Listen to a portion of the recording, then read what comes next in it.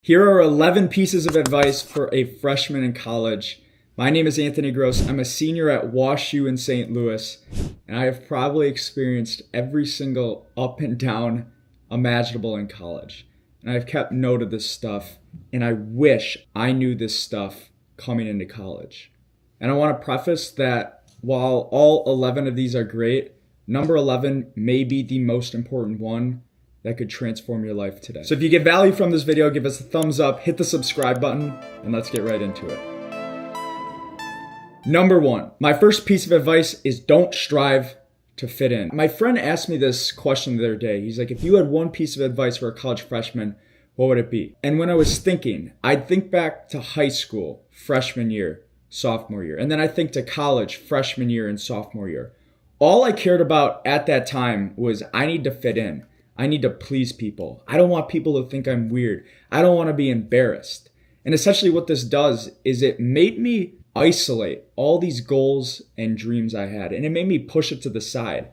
And then as I go through college and I get to junior and senior year, I'd realize that nobody actually cares. It doesn't matter. Do you? And I'd live those last 2 years to my fullest. I would go all in. For example, in college, that was building content. And that was starting a personal brand. And now we're at over 60,000 people. I didn't start that at the beginning. I couldn't sustain that because I was so concerned of what other people thought about me. And then I got to my breaking point after getting comfortable and saying, it doesn't matter. Nobody cares. And if they do care, let them care. Because someday you're going to move on down the road, 5, 10 years, 2 years, and you're not even going to talk to these people anymore.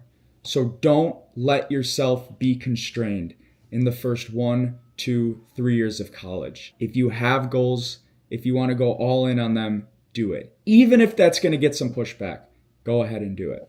Number 2, college is not as hard as you think. When I came into WashU, I was thinking, oh my God, school is going to be so hard. How am I going to do this as a student athlete? How am I going to have a social life? How am I going to be able to go to class? How am I going to be able to get good grades?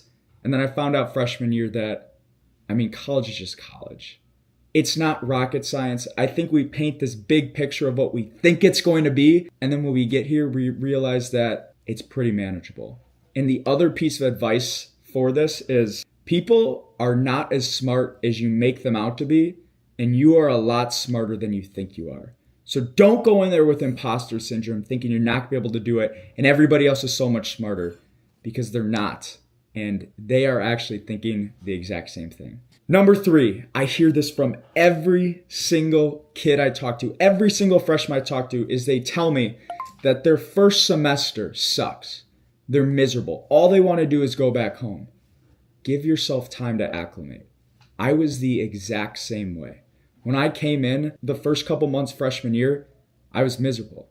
I was homesick. I missed my girlfriend. I missed my friends from back home. And I thought it was the end of the world. But that's just part of the process because it's such a novel experience and you're not prepared for anything.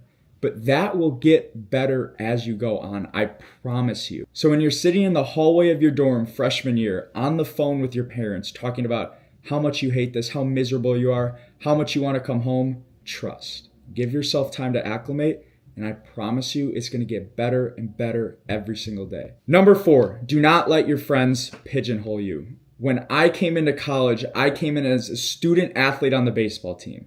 So this was my group of guys. I hung out with these guys all the time. We'd get every single meal together. We'd have classes together. These were the only people I hung out with.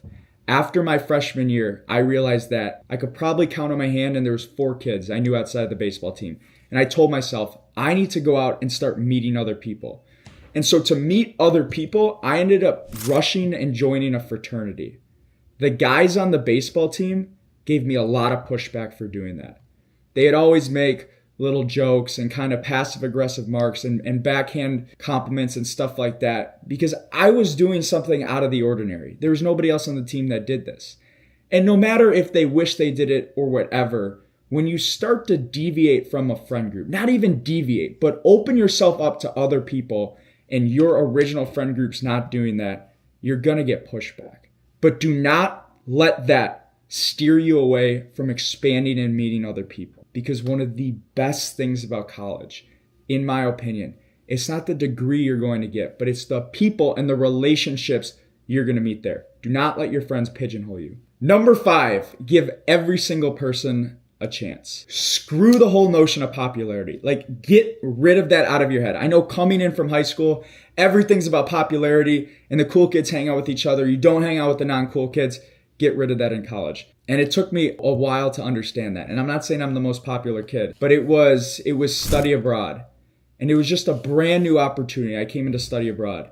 And there was people that I studied abroad with that I never met once at WashU. Never met once. They didn't hang out with my friend groups. We didn't have the same interests. But study abroad, you don't know many people. So I'd go and I'd hang out with these kids and I'd talk to them. And I realized that they're actually pretty freaking cool.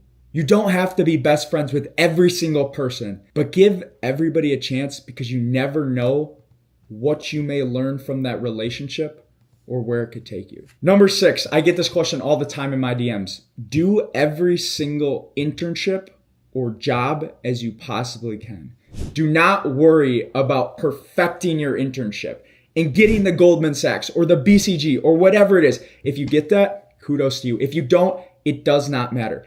Every single internship or job experience that you can have is going to teach you something, even if you freaking hate it. I had 2 internship experiences in my life where I wasn't the biggest fan of it. It had nothing to do with the company. They were fantastic companies, but the type of work was not something that drove me.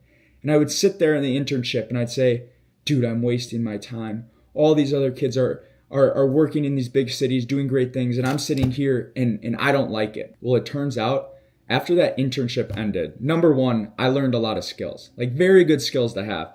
But number 2, the motivation for me to go out and find something that I like doing after that was priceless. Because in college, what you end up doing is you end up trying to get into the same industries and jobs as a lot of people at your school, whatever they're doing. But that doesn't mean that's the right career path for you. And you will truly know that when you sit in an internship or a job where you're miserable in. And then it'll say, boom, you know what? I don't need to do what everybody else is doing. I don't even care if it's a lower paying job. I'm going to do what I want to do because it fires me up. And in the long run, it is going to pay dividends for the rest of your life. Number 7, this goes hand in hand with the previous one, but make sure you study something you enjoy. It's so easy to get trapped in to thinking you have to have a certain major because that's what's going to get you the best job. And if you don't have that major, they're never going to hire you. When I started recruiting for consulting my sophomore year, I was studying finance because I thought that was the most respected major and that's what these consulting companies were going to like. I didn't end up getting the internship, but the girl that got the internship over me, or one of them, do you know what she was studying? She wasn't studying finance. She wasn't studying economics. She wasn't studying engineering. She was studying art history. It does not matter what you study in college. What matters is probably your network and the connections, how you present yourself in your interview, if you can talk the talk, all that stuff matters. But at the end of the day, your major is not going to make or break a job position for you. And you are going to be much happier if you show up to class every single day studying something you enjoy than something that you're just miserable about. I wish I knew this at the start of college. Utilize your career center. When I came in, I said, I don't need that. I'm going to figure it out myself. I'm going to do everything myself. And then I was wrong because I didn't know the game. There's a game to networking. There's a game to finding a job. It has everything to do with how you craft an email, with how you follow up with people, how you talk the talk on an interview, how you prepare for an interview. If there's a case, if there's a technical, your career center has the golden ticket to all of that stuff. I spent so much time with my career center and my career coach that sophomore year when I was prepping for consulting. And even though that I didn't get the job, everything that I learned with how to network and communicate and talk the talk in an interview has opened so many more doors for me after. Don't think you know everything because like me, you probably don't. Use that career coach and career center and they will set you up for success. Next one. Everybody says that you don't want to find your wife in a bar, yada, yada, yada. Friendships can be made from going out.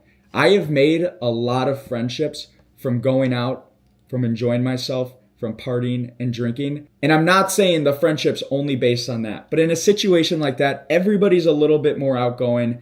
If you're drinking, your guard's down, you're willing to talk. And at the core, what that stuff does is it allows you or that person to introduce yourselves to each other.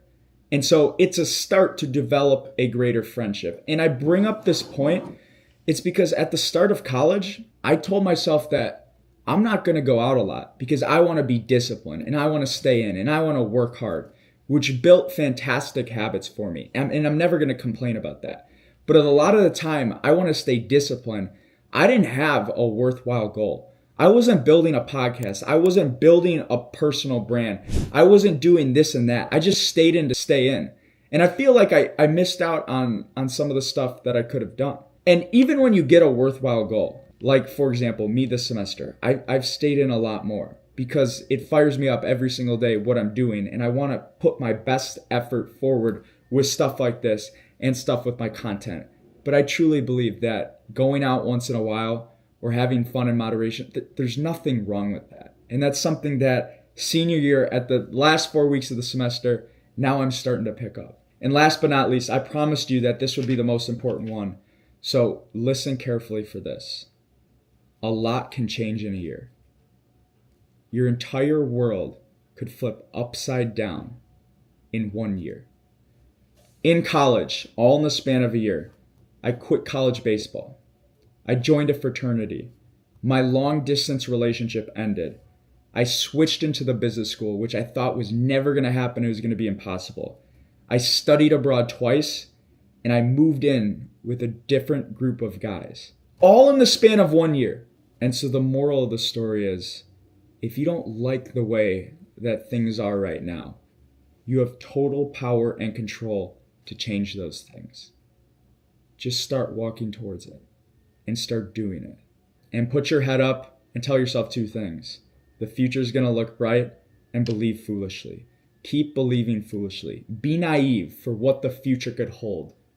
And I promise you, things will start to turn around. If you enjoyed this video, please hit that like button, hit the subscribe button. Somewhere on the screen should direct you to somewhere else in our channel. But as always, believe foolishly.